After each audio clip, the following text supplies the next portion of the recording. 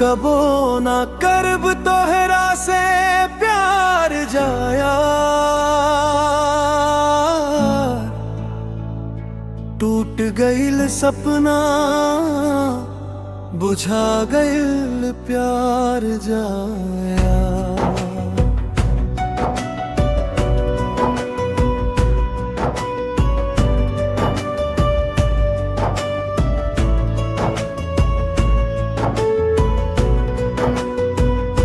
दिल के कागज पर लिख के नाम तोहार आज खुदे जला देनी जाया।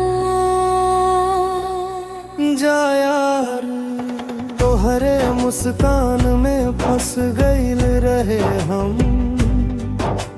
झूठे वादे में सच मान गईल रहे हम। रात भर जाग के सोचनी तोहार, सुबह भइल तक बुझा गईल सब रहे रेकार। साच कहे ता तोहरे में रहे ना प्यार, हमरे दिल से खेल गईनी हर बार। कबो ना करब तोहरा से प्यार जाया। टूट गईल सपना बुझा गईल प्यार जाया।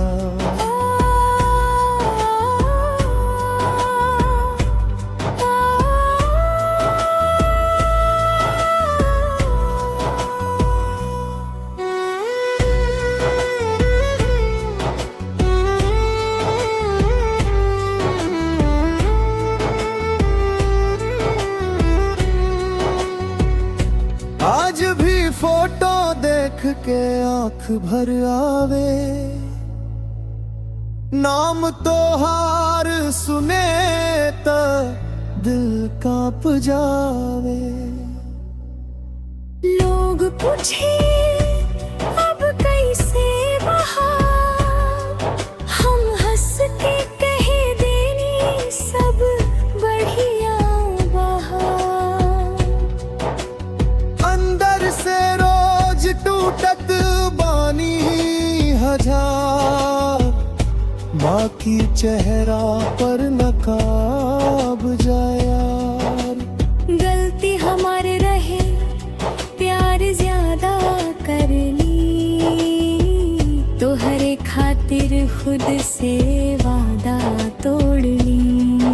अब सीख गई नी दुनिया केरी, जिनसे दिल लगे उहे देवे सबसे बड़ी चोट प्रीत। अब कबो ना करब तोहरा से प्यार जाया। दिल के दरवाजा बंद, खत्म सब प्यार जाया। दुआ बा खुश रहे हम रहब अकेले, पर अब ना करब तोहरा से प्यार जाया।